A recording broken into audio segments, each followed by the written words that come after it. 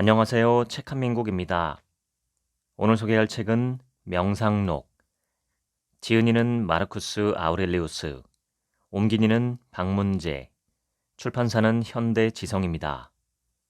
책값은 11,200원, 270쪽, 초판 1쇄는 2018년 4월 2일, 일판 6쇄는 2020년 9월 23일입니다. 하버드대, 옥스퍼드대, 시카고대 필독 고전이라고 되어 있고요. 빌 클린턴 전 미국 대통령의 1년에 2번은 꼭 읽는다라는 말이 나와 있습니다. 지은이 소개를 읽어보겠습니다. 마르쿠스 아우렐리우스, 서기 121년부터 180년 동안 살았던 로마의 16대 황제입니다. 오현제의 마지막 황제이며 스토아 철학자로서 명상록을 저술하였다. 본문을 읽겠습니다. 하루를 시작하기 전에 내 자신에게 이렇게 말하라. 오늘도 나는 주제넘게 이 일 저 일 간섭하고 돌아다니는 사람, 배은망덕한 사람, 제멋대로 교만하게 행하는 사람, 술수를 써서 남을 속이는 사람, 시기심이 많은 사람, 사교성이 없고 무뚝뚝한 사람을 만나게 될 거야. 하지만 그들이 그런 짓들을 저지르는 것은 단지 선이 무엇이고 악이 무엇인지를 알지 못하기 때문이다. 나는 선의 본성은 아름다운 데 있고 악의 본성은 추한 데 있다는 것을 알고 그들이 비록 잘못을 저지르고 있을지라도 그들의 본성은 나와 동일해서 그들이 나의 동족이자 형제들이라는 것도 안다. 그들이 나의 동족인 것은 나와 마찬가지로 그들 안에 이성과 신성의 파편을 지니고 있기 때문이다. 그들은 내게 해악을 끼칠 수 없고 나를 부끄러운 짓으로 끌어들일 수 없으며 나도 내 동족인 그들에게 화를 내거나 미워할 수 없다. 우리는 두 발이나 두 손이나 두 눈꺼풀이나 상악과 하악처럼 서로 돕고 협력하기 위해 태어났기 때문이다. 따라서 서로 대립하는 것은 본성에 어긋나는 짓이다. 인생은 한 번뿐이고 너의 인생도 끝나가고 있다. 그런데도 너는 내 자신을 존중하지 않고 다른 사람들이 너를 어떻게 평가하느냐에 마치 너의 행복이 달려있다는 듯이 다른 사람들의 정신 속에서 너의 행복을 찾고 있구나. 너는 왜 너의 외부에서 일어나는 일들에 휘둘리고 있는 것이냐? 그럴 시간이 있으면 내게 유익이 되는 좋은 것들을 더 배우는 일에 시간을 사용하고 아무런 유익도 없는 일들에 쓸데없이 이리저리 끌려다니는 것을 멈추라. 다른 사람들의 정신 속에서 무슨 일이 일어나고 있는지를 잘 살피지 않았다고 해서 사람이 불행해지는 경우는 거의 없지만 자신의 정신의 움직임들을 주의 깊게 잘 살피지 않는 사람은 반드시 불행해지게 된다. 지금 바로 이 순간에 죽을 수도 있는 사람처럼 모든 것을 행하고 말하고 생각하라.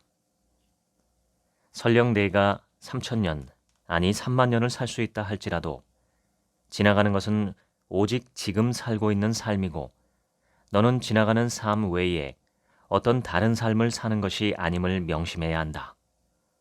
인생이 아무리 짧거나 아무리 길어도 이것은 변함이 없다. 지나가는 것은 언제나 순간이다.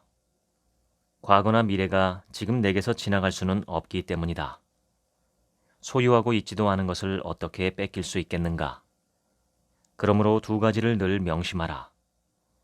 첫 번째는 우주는 영원 전부터 동일하고 계속해서 주기적으로 순환하고 있기 때문에 100년을 보든 200년을 보든 영원히 보든 아무런 차이가 없다는 것이다. 두 번째는 가장 오래 산 사람이나 가장 짧게 산 사람이나 잃는 것은 똑같다는 것이다. 사람이 자기가 소유하고 있지 않은 것은 빼앗길 수 없고 모든 사람은 다 똑같이 현재라는 순간만을 소유하고 있어서 그가 누구든 오직 현재라는 순간만을 잃을 뿐이기 때문이다. 인간의 정신은 다음과 같을 때 자기 자신에게 해를 끼친다. 첫 번째는 마치 우리 몸에 난 종양처럼 우주와 동떨어져서 혼자 놀 때이다. 두 번째는 다른 사람에게 등을 돌리거나 분노한 사람들의 경우처럼 다른 사람을 해칠 의도로 대립할 때이다. 세 번째는 쾌락이나 고통에 굴복할 때이다. 네 번째는 거짓과 위선으로 행하거나 말할 때이다. 다섯 번째는 어떤 행동이나 충동을 정해진 목적에 따라 이끌어가야 하는데도 아무런 목적도 없고 생각도 없이 행할 때이다. 인간은 아무리 작은 일도 반드시 목적을 따라 행하는 것이 마땅하기 때문이다. 육신에 속한 모든 것은 강물처럼 흘러가 버리고 호흡에 속한 모든 것은 꿈이고 신기루다. 우리 인생에서 마지막으로 남는 것은 망각이다.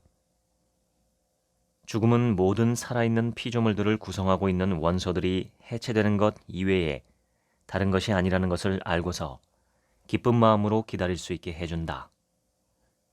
원소들이 끊임없이 변화하는 것이 원소들 자체에게 두려운 일이 아닌데 우리가 원소들의 변화와 해체를 두려워해야 할 이유가 어디 있겠는가?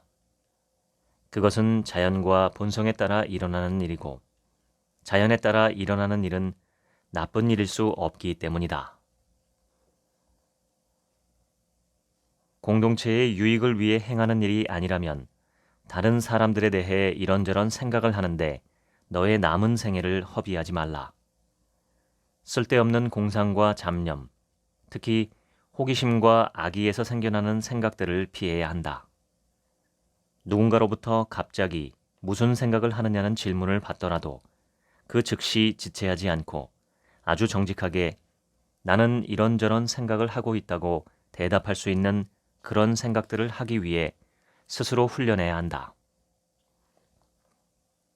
너를 비롯한 모든 사람은 오직 현재라는 아주 짧은 시간만을 살아갈 뿐이고 다른 모든 시간은 지나간 과거이거나 내가 살게 될지조차 불확실한 미래라는 것을 기억하라. 너의 인생은 극히 짧고 내가 발을 딛고 살아가는 땅 조각도 아주 작다. 사람이 죽은 후에 남기는 명성이 아무리 길게 지속된다고 해도 마찬가지로 아주 짧고 그 명성을 대대로 전하는 자들은 아주 짧은 시간 살다가 죽을 자들이고 오래전에 죽은 사람은 말할 것도 없고 그들 자신도 제대로 알지 못하는 그런 자들이다. 사람이 모든 근심과 걱정에서 벗어나서 고요하고 평안하게 쉬기에는 자신의 정신보다 더 좋은 곳이 없다. 그러므로 끊임없이 내 마음속으로 물러나 쉼으로써 너의 마음이 선하게 정리되고 늘 새롭게 되게 하라. 인간이 악하다고 불만을 품는 일을 멈춰라. 온갖 유형의 사람들이 서로 다르게 행동하는 것은 본성에 따른 자연스럽고 불가피한 일이다. 너도 곧 죽을 것이고 그 사람도 곧 죽을 것이며 얼마 지나지 않아서 너의 이름조차 흔적도 없이 사라지게 될 것임을 기억하라. 판단을 하지 말라. 그러면 내가 피해를 입었다는 생각이 사라질 것이다. 그런 생각이 사라지면 피해도 사라질 것이다. 누가 너에게 강요하는 대로 또는 누가 내게 원하는 대로 어떤 것을 보지 말고 모든 것을 있는 그대로 보라. 내게 이성이 있는가? 있다. 그런데 왜 이성을 사용하지 않는가? 너의 이성이 제대로 작동하기만 한다면 내게 다른 그 무엇이 필요하겠는가? 마치 수천 년을 살 것처럼 살아가지 마라. 와야 할 것이 이미 너를 향해 오고 있다. 살아있는 동안 최선을 다해 선한 자가 되라. 사람들이 무슨 말을 하고 무슨 행동을 하며 무슨 생각을 하는지는 신경 쓰지 말고 오로지 자신의 언행 심사를 바르게 하고 의롭게 하는 데만 신경을 쓰는 사람은 마음이 평안하고 여유가 넘치게 된다. 다른 사람들의 검은 마음을 곁눈질로 훔쳐보는 일을 그만두고 한눈 팔지 말고 오로지 목표를 향해 달려가는 것이 선한 자가 해야 할 일이다. 어떤 현자는 더 즐겁고 만족스러운 삶을 살고자 한다면 적게 일하라고 말했다. 우리가 말하고 행하는 것들 중에서 거의 대부분은 불필요한 것이기 때문에 그런 것들을 버리면 여유는 훨씬 더 늘어나고 불안은 훨씬 줄어들게 될 것이다. 불필요한 행동들만이 아니라 불필요한 생각들도 버려야 한다. 인생은 짧다. 바른 이성과 정의로운 행동을 통해서 현재로부터 내게 유익하고 이로운 것을 얻어내라. 정신은 맑게 하고 마음은 편히 가져라. 에픽테토스가 말했듯이 너는 시신을 짊어지고 다니는 작은 혼이다. 헤라클레이토스가 흙은 죽어서 물이 되고 물은 죽어서 공기가 되며 공기는 죽어서 불이 되고 불이 죽으면 흙이 되는데 이런 순환이 반복된다고 한 말을 늘 명심하라. 신이 너에게 내가 내일 아니면 모레 반드시 죽게 될 것이라고 말했다면 너는 아주 쪼잔한 사람이라면 몰라도 하루 차이는 차이도 아니라고 여겨서 내일 죽든 모레 죽든 상관없다고 생각할 것이다. 마찬가지로 너는 수십 년 후에 죽든 내일 죽든 그런 것은 별 차이가 없다고 생각해야 한다. 인생이라는 것이 얼마나 짧고 덧없는 것인지를 늘 유념해야 한다. 어제는 진액이었다가 내일은 미라나 재로 변한다. 그러므로 올리브 열매가 다 익으면 자기를 낳아준 돼지를 찬양하고 자기를 길러준 나무에 감사하며 떨어지는 것처럼 너도 이 짧은 인생을 본성에 따라 살아가다가 인생 여정을 끝난 후에는 기쁜 마음으로 떠나는 것이 마땅하다. 이런 일이 내게 일어난 것은 내게 불운이다 라고 말하지 말고 도리어 이런 일이 내게 일어났는데도 여전히 나는 현재 일어난 일 때문에 망가지지도 않고 미래에 일어날 일도 두렵지 않으며 이렇게 아무런 해악도 입지 않고 멀쩡한 것은 내게 행운이다 라고 말하라. 늘 짧은 길로 달려라. 짧은 길은 너를 가장 바른 언행으로 인도해 줄 자연의 길이다. 그러면 고민하고 괴로워하며 피곤하고 지치는 것에서 벗어나게 될 것이고 가식적으로 꾸며서 말하거나 행할 필요가 없게 될 것이다. 날이 밝았는데도 잠자리에서 일어나기가 싫을 때는 마음속으로 이렇게 생각하라. 나는 인간으로서 해야 할 일을 하기 위해 일어나는 것이다.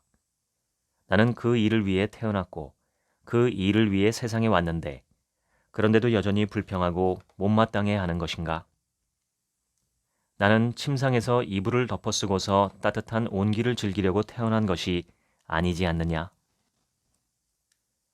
내가 바른 원리들을 따라 행하는데 늘 성공하지 못한다고 해도 그렇게 하는데 염증을 느끼거나 의기소침하거나 좌절해서는 안 된다.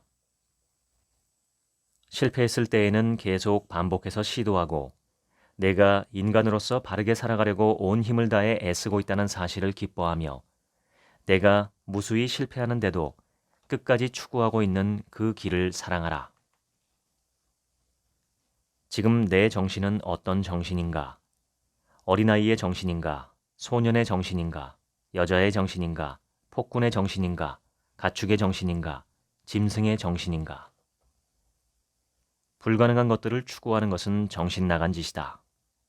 그리고 악인들이 악하지 않게 행하는 것은 불가능하다. 외부의 사물들은 그 자체로는 정신에 전혀 영향을 미칠 수 없고 정신 속으로 들어올 수도 없으며 정신을 바꾸어 놓거나 움직일 수도 없다. 오직 정신만이 자신을 바꾸고 움직이며 외부로부터 자신에게 제시된 것들을 자신이 옳다고 생각하는 것을 따라 판단한다. 다른 사람들이 근심한다고 해서 무턱대고 감정적으로 거기에 휩쓸리지 말고 내가 할 수 있는 한도 내에서 경우에 맞게 최선을 다해 그들을 도와라.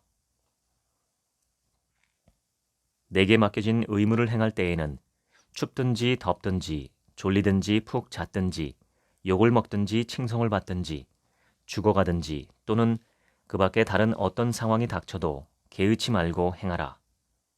죽는 것도 인생의 일부이기 때문에 죽음을 눈앞에 두었더라도 내게 맡겨진 일을 잘 하는 것으로 충분하다. 최고의 복수는 너의 대적과 똑같이 하지 않는 것이다.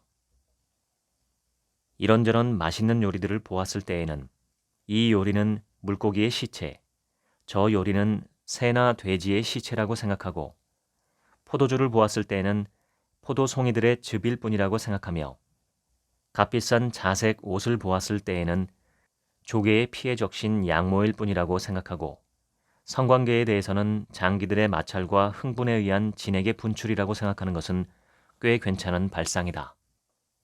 그런 발상은 사물들이 주는 피상적인 인상을 꿰뚫고 들어가서 그 핵심을 파악해서 그 사물들의 진정한 모습을 볼 수 있게 해준다. 어떤 것들이 그럴듯해 보이면 그것들을 적나라하게 벌거벗겨서 그 누추함과 초라함을 드러내어서 그것들이 사람들 가운데서 누려왔던 영광과 자랑을 벗겨내야 한다. 사람들의 행태 중에 의아한 것이 있다. 그들은 자신들과 동일한 시대에서 함께 살아가는 사람들을 칭찬하는 것은 거부하면서도 자신들이 본 적도 없고 볼 수도 없는 후세 사람들에게 칭송받게 되는 것에 큰 가치를 둔다. 하지만 그것은 너의 조상들이 너를 칭찬하지 않았다고 화내는 것과 다를 것이 없다. 어떤 일이 내가 해내기에 어려운 일이라는 것을 알았을 경우에는 그 일을 다른 사람들도 해낼 수 없는 일이라고 생각하지 말고 그 일은 인간이 해낼 수 있는 일이기 때문에 너도 그 일을 해낼 수 있다고 생각하라. 경기장에서 우리와 싸운 상대가 손톱으로 우리를 핥히고 자신의 머리로 사정없이 우리를 받았다고 하자. 그런 경우에 우리는 거기에 항의하거나 잘못되었다고 하거나 나중에 그가 우리에게 해코지를 할 것이라고 의심하지 않는다. 경기가 벌어지고 있는 내내 우리는 그를 우리의 적으로 여기거나 의심의 눈초리로 바라보지 않고 단지 그의 행동을 예의주시해서 그의 공격들을 피하고자 할 뿐이다. 우리가 인생을 살아가면서 겪게 되는 다른 모든 상황에서도 그렇게 행하라. 우리와 함께 경기를 펼치고 있는 사람들이 행하는 것들을 너그럽게 용납하자. 방금 말했듯이 우리는 얼마든지 그들을 의심하거나 미워하지 않고도 그들의 공격을 피하는 것이 가능하기 때문이다. 인생에서 육신은 아직 굴복하지 않는데 정신이 먼저 굴복하는 것은 수치스러운 일이다. 쾌락이 무엇인지를 알려면 강도들, 변태 성욕자들, 존속 살인자들, 폭군들이 바로 쾌락을 한껏 누린 자들이라는 것을 생각해보라. 너의 몸무게가 100kg이 되지 않는다고 해서 그런 불평을 하지 않는다. 그런데 이미 오랜 세월 살아왔으면서도 앞으로 더 오래 살지 못한다고 해서 불평을 할 이유가 어디 있겠는가? 내게 할당된 분량의 물질에 만족하듯 내게 할당된 분량의 시간에도 만족하라. 먼저 사람들을 설득하기 위해 애써보고 그런 후에는 사람들이 내가 하는 일을 반대한다고 할지라도 정의의 원리들이 내게 명하는 것들을 행하라.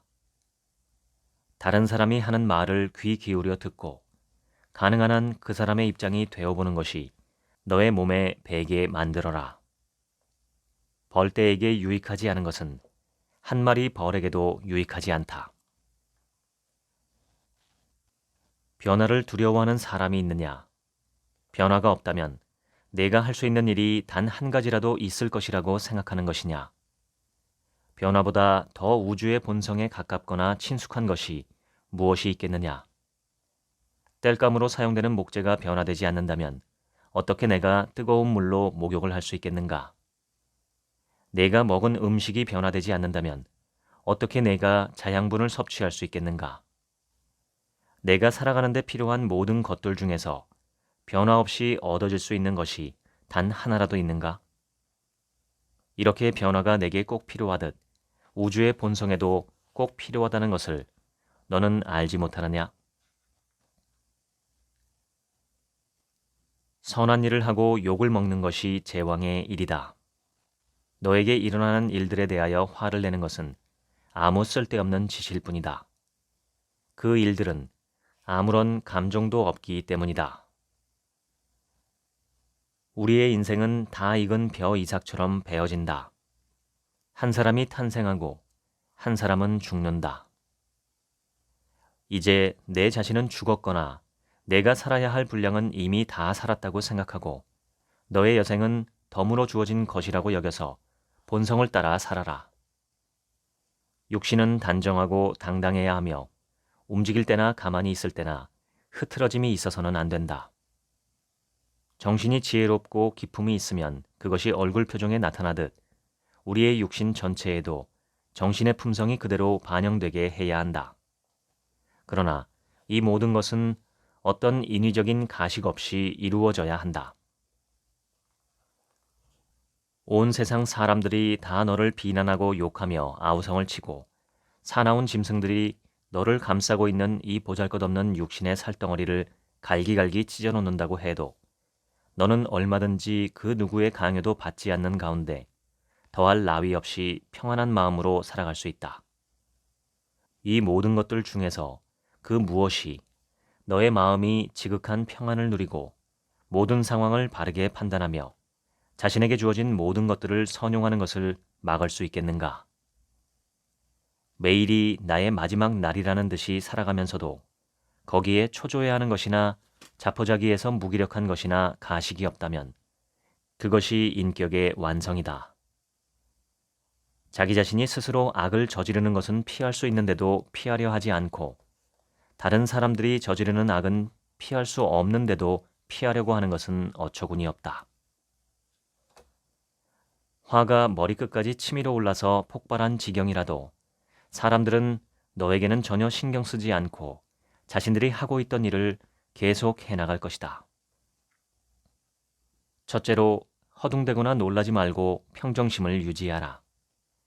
둘째로 지금 내게 주어진 일을 집중해서 그 일의 진실을 보고 내가 해야 할 것은 선한 자가 되는 것임을 명심하고 인간의 본성이 요구하는 것을 즉시 흔들림 없이 행하고 가장 옳다고 생각되는 것을 말하되 언제나 선의를 가지고서 겸손하고 거짓 없이 행하고 말하라. 사람을 만날 때마다 그 즉시 선악에 대한 이 사람의 가치관은 무엇인가 라고 먼저 자문해보라. 왜냐하면 그 사람이 쾌락과 고통, 그 원인들, 명예와 불명예, 죽음과 삶에 대해 이런저런 가치관을 지니고 있다는 것을 내가 알게 된다면 나는 그 사람이 어떤 특정한 방식으로 행동하는 것에 대해 놀라거나 이상하게 여기지 않게 될 것이고 그 사람은 그렇게 행동할 수밖에 없고 그에게는 다른 선택지가 없다는 것을 인정하게 될 것이기 때문이다. 오이가 쓴가? 내버려라. 길에 가시덤불이 있느냐? 돌아서 가라. 내가 해야 할 것은 그것으로 충분하다. 그런 것들이 왜 세상에 있는 것이냐고 묻지 말라. 자연의 솜씨는 경탄할 만하다. 자연에게는 자신이 현재 가지고 있는 공간과 진료와 솜씨만으로 충분하고 완전하다. 인간은 서로를 위해 태어났다. 그러므로 가르치든지 아니면 용납하라. 죄를 짓는 자는 자기 자신에게 죄를 짓는 것이고 불의를 행하는 자는 자기 자신에게 불의를 행하는 것이다. 그렇게 해서 악하게 되고 해를 입게 되는 것은 자기 자신이기 때문이다. 어떤 일을 행하는 것만이 불의가 되는 것이 아니라 어떤 일을 행하지 않는 것이 불의가 되기도 한다. 모든 것은 변화하는 과정 중에 있다. 내 자신도 계속해서 변화하고 있고 서서히 죽어가고 있다. 우주 전체도 마찬가지다. 다른 사람의 잘못은 그 자리에 그대로 두어라. 어떤 사람이 뻔뻔스러운 짓을 저질러서 화가 날 때마다 그 즉시 이 세상에 뻔뻔스러운 사람이 존재하지 않는다는 것이 가능한가? 라고 내 자신에게 질문해보라. 그것은 불가능하다. 그렇다면 불가능한 일을 요구하는 것은 옳지 않다. 내가 방금 겪은 그 사람도 이 세상에 존재할 수밖에 없는 뻔뻔스러운 사람들 중 하나일 뿐이다. 악당이나 사기꾼이나 다른 그 어떤 악을 행하는 자를 보았을 때에도 동일하게 생각하라. 그런 부류의 사람들이 이 세상에 존재할 수밖에 없다는 것을 인정하자마자 그런 부류의 사람들 개개인에 대한 너의 태도는 더 너그러워지게 될 것이다. 자연은 그들의 그런 잘못들을 상쇄시키기 위해서 다른 사람들에게는 어떤 미덕을 주었을까라고 생각해 보는 것도 도움이 된다. 왜냐하면 자연은 어떤 사람이 지닌 냉혹함을 상쇄시키기 위해 다른 사람에게는 온유함을 주었고, 어떤 사람의 어떤 악덕을 상쇄시키기 위해서 다른 사람에게는 또 다른 미덕을 주었기 때문이다. 어쨌든 너는 언제든지 잘못된 길에서 헤매고 있는 사람에게 바른 길을 가르쳐 줄 수 있다. 잘못을 저지르는 사람은 자신의 참된 목표를 잃고 헤매는 것이기 때문이다. 하지만 그 사람으로 인해서 내가 해를 입은 것은 없지 않느냐? 너를 화나게 한 사람들이 한 행위들이 내 마음을 악한 쪽으로 타락시킬 수 있는 힘을 지니고 있지 않다는 것은 너도 알 것이다. 내가 타격이나 해를 입었다면 그것은 내 마음이 스스로 자초한 것일 뿐이고, 외부에서 일어나는 일들은 너의 마음에 해를 입힐 수 있는 힘이 없다. 내게 일어나는 모든 일은 너의 본성과 부합해서 감당할 수 있거나 너의 본성과 부합하지 않아서 감당할 수 없는 일이거나 둘 중에 하나다. 전자인 경우에는 당연히 너는 불평하지 말고 그것을 감당해야 한다. 후자인 경우에도 불평하지 말라. 그 일로 인해 너는 사멸될 것이지만 그 일 자체도 사멸될 것이다. 건강한 눈은 그 눈으로 볼 수 있는 모든 것들을 다 보아야 하고, 나는 오직 녹색만을 보겠다라고 말해서는 안 된다. 그렇게 말하는 것은 그 눈이 병들었음을 보여주는 징후다. 마찬가지로 건강한 귀와 코도 당연히 들을 수 있는 모든 소리를 듣고 맡을 수 있는 모든 냄새를 맡으려고 해야 한다. 방아에 찌을 수 있는 것을 넣으면 그것이 무엇이든 다 찢듯이, 건강한 위도 소화시킬 수 있는 것이면 무엇이든 다 소화시키는 것이 마땅하다. 따라서 바른 마음은 우리에게 일어나는 모든 일을 기꺼이 받아들여야 한다. 우리의 마음이 나의 자녀들은 안전해야 해 라거나 나의 모든 행위가 모든 사람으로부터 칭찬을 받아야 해 라고 말한다면, 녹색만을 보려고 하는 눈이나 부드러운 것만을 구하는 치아처럼 병든 것이다. 다른 사람이 어떤 일을 하는 것을 볼 때마다 이런 질문을 내 자신에게 던지는 것이 습관이 되게 하라. 이 사람이 이 일을 하는 목적은 무엇일까? 하지만 무엇보다도 그런 질문은 내 자신에게 먼저 던져서 내 자신을 가장 먼저 면밀하게 살펴라. 누군가가 나를 경멸한다면 그것은 그 사람이 알아서 할 일이다. 내가 할 일은 경멸받을 만한 말이나 행동을 하지 않는 것이다. 누군가가 나를 미워한다면 그것은 그 사람이 알아서 할 일이다. 사람들은 서로를 경멸하면서도 서로에게 잘 보이려고 하고, 서로를 밟고 일어서려고 하면서도 서로에게 굽신거린다. 첫째로, 사람들과 너의 관계를 생각할 때에는 우리 모두가 서로를 위해 이 세상에 태어났다는 것을 명심하라. 둘째로, 식사를 하고 잠을 자는 등등의 일을 하는 사람들은 어떤 존재들이고 그들이 어떤 생각 위에서 어떤 행동들을 하며 그런 행동들을 하는 자신들을 얼마나 자랑스러워하며 의기양양해 하는지를 생각해보라. 셋째로, 사람들이 바르게 행동하고 있다면 우리가 분노할 이유는 전혀 없다. 사람들이 바르게 행동하지 않는다면 그것은 분명히 어쩔 수 없이 또는 무지해서 그렇게 하는 것이다. 넷째로, 너도 많은 잘못을 저지르고 그런 점에서 다른 사람들과 전혀 다르지 않다는 것을 기억하라. 다섯째로, 너는 다른 사람들이 정말 잘못을 저지르고 있는 것이라고 단정적으로 말할 수 없다는 것을 기억하라.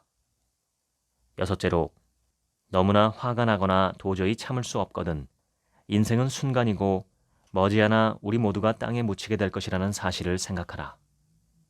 일곱째로, 다른 사람들의 행동이 우리를 괴롭게 하고 화나게 하는 것이 아니다. 그런 행동들은 그 사람들의 이성의 영역에 속해 있고 우리와는 상관이 없다. 우리를 괴롭게 하고 화나게 하는 것은 사람들의 그런 행동들에 대한 우리의 판단이다. 그러므로 다른 사람의 어떤 행동들이 우리를 화나게 하는 잘못된 행동이라고 결론을 내린 너의 판단을 폐기 처분해서 갖다 내버려라. 그러면 너의 분노도 사라질 것이다. 그렇다면 어떻게 해야 그러한 판단들을 폐기할 수 있는가? 그 비결은 너에 대한 다른 사람들의 그 어떤 행동도 진정으로 내게 해를 입히거나 너의 상태를 나쁘게 만들지 못한다는 사실을 깨닫는 데 있다. 여덟째로, 우리의 분노와 괴로움을 불러일으키는 다른 사람들의 행동들보다도 우리의 분노와 괴로움으로 인해 생겨나는 결과들이 훨씬 더 심각하다는 것을 기억하라.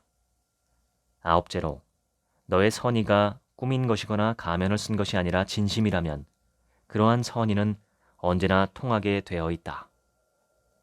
이제 내가 원한다면 지혜의 여신들 중에서 가장 으뜸 가는 여신이 주는 10번째 선물도 받으라.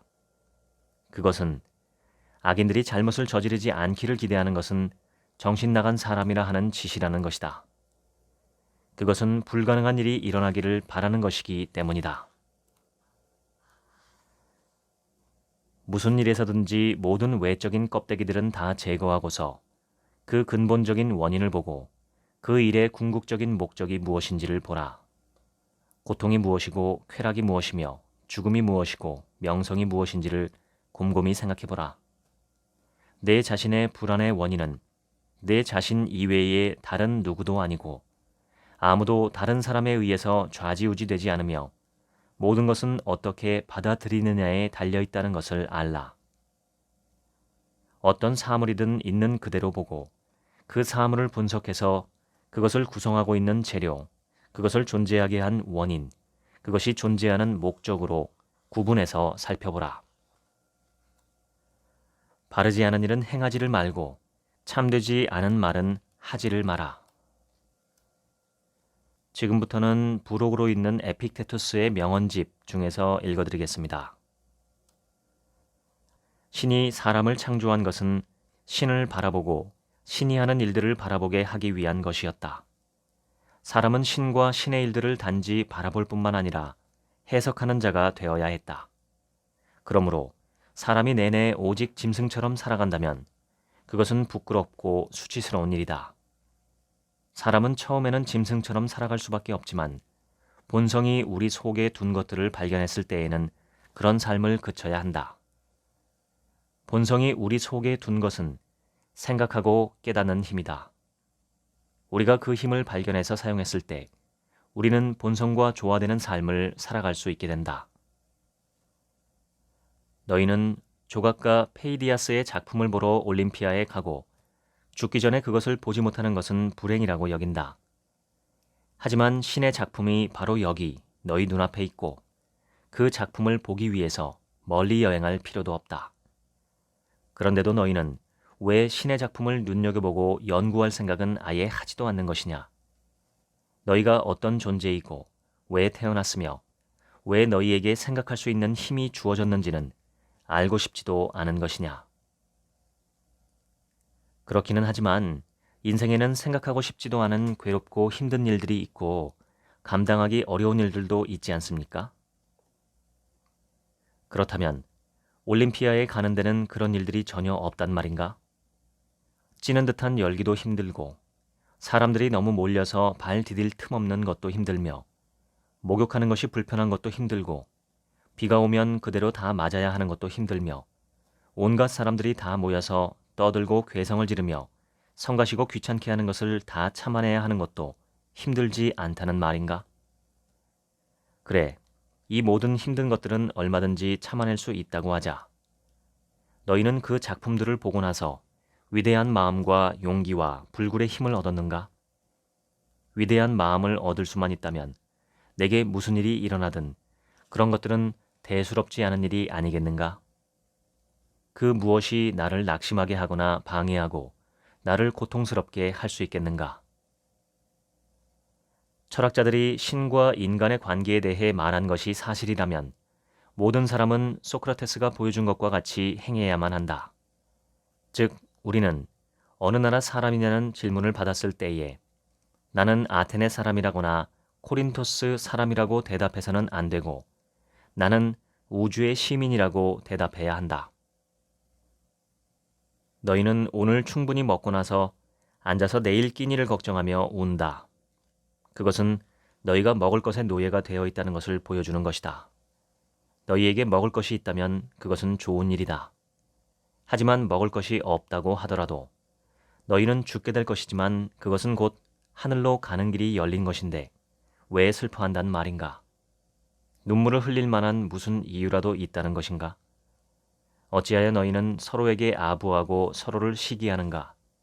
어찌하여 너희는 많이 가진 부자들이나 힘있는 권력자들, 특히 그런 자들 중에서 강하고 변덕이 심한 자들을 두려워하는가? 도대체 그들이 우리에게 무슨 짓을 할 수 있는가? 그들이 우리에게 할 수 있는 것들은 우리가 하찮게 여기는 것들이고 우리가 진정으로 소중하게 여기는 것들은 그들이 자신들의 힘으로 어떻게 할 수 있는 것들이 아니다. 이런 식으로 생각하며 살아가는 자들을 누가 지배할 수 있겠는가? 너희는 신이 너희에게 준 능력들이 무엇인지도 알지 못하고 그 능력들이 어디로부터 온 것인지도 알지 못한 채 그저 땅바닥에 주저앉아서 탄식하며 울고만 있을 뿐이다. 하지만 나는 너희가 용감하고 위대한 마음을 지닐 수 있도록 신이 너희에게 어떤 능력들을 주었는지를 쉽게 보여줄 수 있다. 왜냐하면 너희가 신을 원망하고 비난하는 것 자체가 신이 너희에게 어떤 능력을 주었는지를 보여주고 있는 것이기 때문이다. 너희가 선택을 할 수 있다면 너희는 자유로운 존재다. 너희가 선택할 수 있다면 너희는 다른 그 누구를 탓할 수 없고 비난할 수 없다. 모든 일은 너희와 신이 원하는 바에 따라 일어나게 될 것이기 때문이다. 우리는 대체로 우리의 육신이 죽는 것을 두려워해서 죽음을 피하기 위해서라면 그 어떤 고통도 기꺼이 감수하고자 한다. 하지만 우리 정신이 죽은 것에 대해서는 전혀 신경 쓰지 않는다. 실제로 정신과 관련해서 어떤 사람이 어떤 것을 제대로 따라하지 못하거나 깨닫지 못하는 상태에 있는 경우에는 우리는 그 사람의 상태가 좋지 않다고 생각한다. 반면에 어떤 사람이 무감각으로 인해 수치심과 염치가 없는 경우에는 우리는 그가 강한 의지를 지녔다고 칭찬한다. 나는 무슨 말을 하고자 하는 것인가? 사람은 왕성하게 활동해서는 안 되고 조용히 살아야 된다고 말하고자 하는 것인가? 절대 그렇지 않다. 그러나 다른 사람들이 하는 일들과 우리가 해야 할 일 간에는 큰 차이가 존재한다. 그들이 하는 일들을 한번 얼핏 훑어보면 너희는 그것을 분명하게 알 수 있다.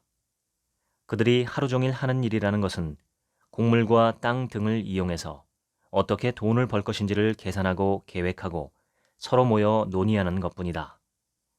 반면 내가 너희에게 권하는 것은 우주가 돌아가는 이치가 무엇이고 그 속에서 이성을 부여받은 존재인 인간이 어떤 위치를 차지하는지를 알려고 하고 너희 자신이 어떤 존재이고 너희의 선한 면과 악한 면이 어떤 식으로 구성되어 있는지를 숙고하는 일을 하라는 것이다. 이 세상에서 잃는 것이 있는 경우에는 그것 대신에 반드시 얻는 것이 있다는 것을 늘 기억하라. 따라서 내가 얻은 것이 잃은 것보다 더 귀한 것이라면 내 자신이 어떤 것을 잃었다고 생각해서는 안 된다는 것은 두말할 필요가 없다.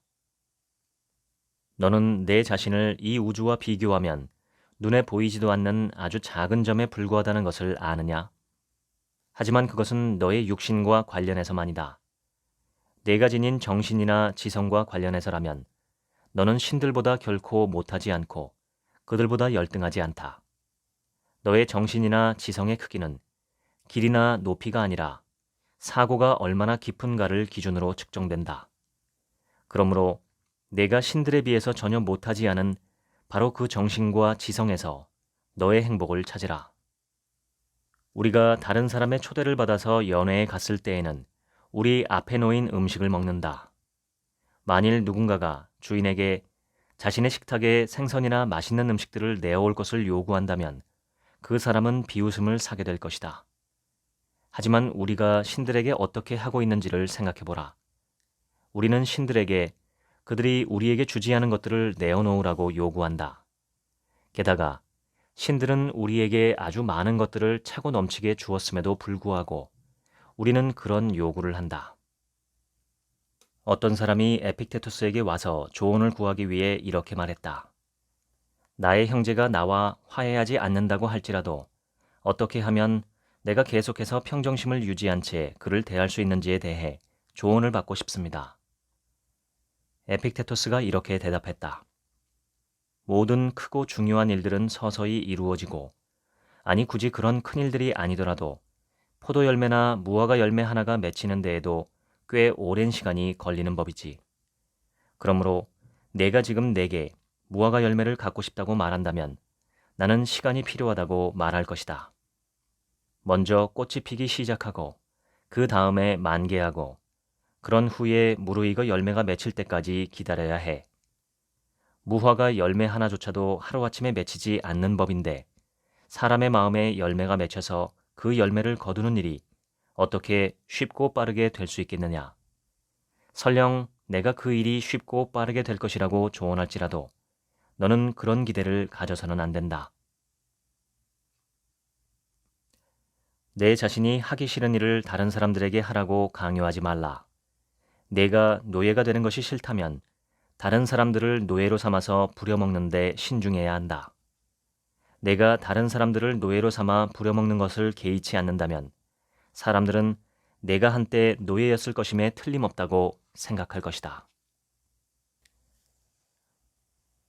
무슨 수를 써서라도 나는 길지만 비열한 삶을 살기보다는 짧지만 고귀한 삶을 살기를 원한다. 자기 자신을 다스리지 못하는 사람은 자유인이 아니다. 어떤 사람이 너만을 사랑한다면 그는 아무도 사랑하지 않는 자이니 그런 사람이 너를 사랑하고 있다고 생각한다면 그것은 착각이다. 신이 내 옆에 서서 내가 하는 모든 일을 지켜보고 있다는 것을 기억한다면 너는 육신으로 행하거나 정신으로 기도하는데 잘못을 저지르지 않게 될 것이고 신은 너와 함께할 것이다. 지금까지 명상록 읽어드렸습니다. 지금부터는 제 얘기입니다. 이 책은 저자가 자기 스스로에게 하는 말을 기록한 것입니다. 그래서 이 책에서 말하는 너라는 사람은 곧 저자인 마르쿠스 아우렐리우스를 가리킵니다. 날마다 자기 자신을 경계하고 훈계하는 글을 썼던 셈이죠. 이렇게 자기 자신을 객관화하는 능력을 메타인지라고 합니다. 황제는 메타인지가 매우 뛰어난 사람이었습니다. 이 책을 관통하는 주장을 하나만 꼽으라면 저는 지혜롭게 살자라고 하겠습니다. 어리석게 살지 말자는 것입니다. 어떤 것이 지혜로운 삶일까요? 저는 두 가지 지혜가 마음에 와 닿았습니다. 압도적인 첫 번째는 인생은 짧다는 것입니다. 100년을 살아도 눈 깜짝할 새 같습니다. 장자는 인생이란 문틈으로 백마가 달려 지나가는 것을 보는 것과 같다고 말했습니다. 순식간입니다. 죽음에 임박한 사람들은 자신의 삶이 파노라마처럼 상영되는 걸 본다고 합니다. 불과 1, 2초 만에 다 볼 수 있을 정도로 한 인간의 생애는 짧습니다. 그런데 우리는 평소 이걸 잘 느끼지 못합니다. 지구는 지금도 시속 1670km로 자전하며 동시에 시속 10만 8,000km로 공전하고 있지만 우리는 전혀 느끼지 못하는 것과 같습니다. 시공은 엄청난 속도로 흘러가고 있지만 우리는 정지한 듯이 살아갑니다. 그리고 삶이 소멸할 시점에 가서야 비로소 얼마나 짧았는지 실감합니다. 이렇게 짧은 줄 알았더라면 그렇게 살지는 않았을 텐데 하고 후회합니다. 그런 후회를 막으려면 어떻게 해야 할까 곰곰이 생각해 보았는데 제가 내린 결론은 오늘 하루를 충실하게 사는 것밖에는 없다는 것입니다. 과거를 바꿀 수도 없고 미래를 지금 살 수는 없는 노릇이니 그저 오늘 현재에 충실하게 사는 것뿐이죠. 그리고 하루를 충실하게 살았다면 잠자리에 들 때 만족할 줄 아는 마음이 필요하다고 봅니다. 욕심 부리지 않고 멈추는 것입니다. 어떤 이들은 젊은 시절에 혹은 어린 나이에 세상을 떠나고 우리는 그들을 안타까워합니다. 그런데 삶의 의미를 결정하는 것은 이 땅에서 보낸 날수가 아닙니다. 며칠 전에 저는 동대문 평화시장에 갔다가 우연히 청계천 다리 위에서 전태일 열사의 동상을 보았습니다. 그가 이 땅에 살다 간 횟수는 22년이었습니다. 이제 겨우 어른 티가 나기 시작한 청년이었던 그는 노동법을 준수하라, 근로자는 기계가 아니다 라는 외침을 세상에 던지기 위해 자신의 몸을 불살랐습니다. 부조리한 세상이 바뀌어야 한다는 자신의 신념을 눈 감고 귀 막은 세상이 들어주지 않자 자신의 하나뿐인 목숨을 던져 눈과 귀를 뚫었습니다.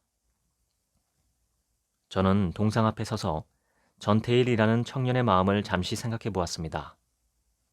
세상이 이럴 수는 없다는 절박한 마음, 아무리 말해도 바뀌지 않는 힘 있는 사람들, 하지만 이대로 살 수는 없다는 분노와 슬픔, 마지막으로 용기가 느껴졌습니다.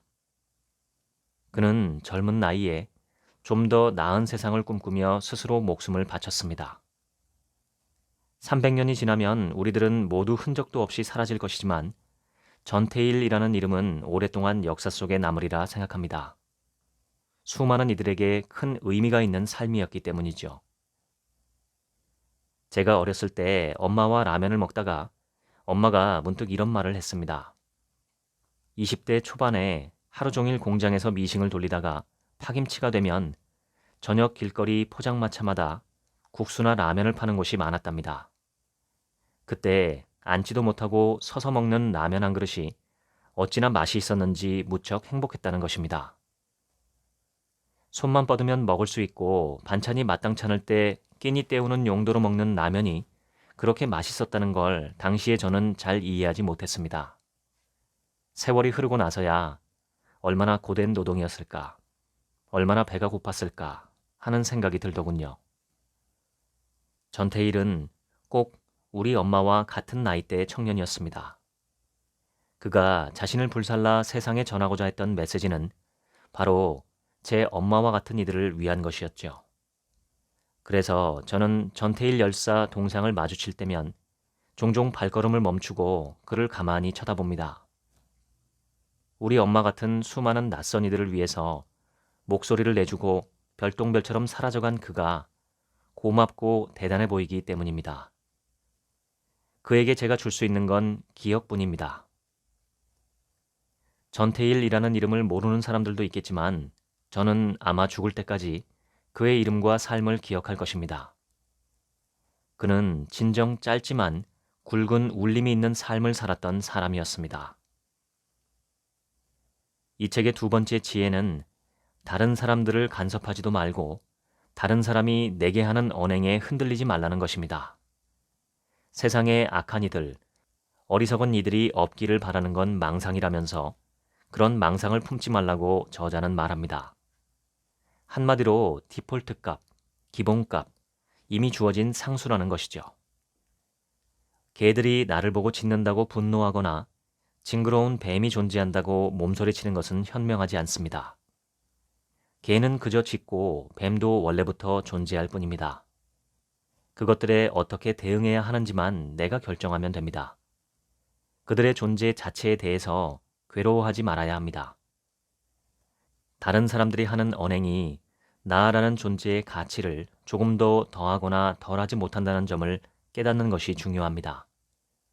억울한 비난이나 욕설 또는 어리둥절할 정도로 과분한 칭송이나 대우는 나라는 사람의 본질적인 가치를 조금도 변화시키지 못합니다. 나는 그저 나일 뿐이고 때와 장소에 따라 사람들이 보는 시각이 달라질 뿐이죠. 책한민국 채널이 제 지인들에게도 알려지면서 가끔 지인들이 농담으로 셀럽을 알게 되어 영광이라고 사진 찍자고 하는 경우가 있습니다. 그때 저는 셀럽이 아니라 셀러리맨이다 라고 답하기도 합니다. 셀럽은 유명 인사들을 가리키는 말인데 저는 셀럽이 되는 일에 조금도 관심이 없습니다. 구독자분들이 저를 응원해 주시면서 100만 구독자 가자 하시는 경우도 있지만 저는 그 응원의 마음을 받을 뿐 단 한 번도 100만 구독자 채널을 만들고 싶다는 생각을 해본 적이 없고 그런 목표를 가진 적도 없습니다.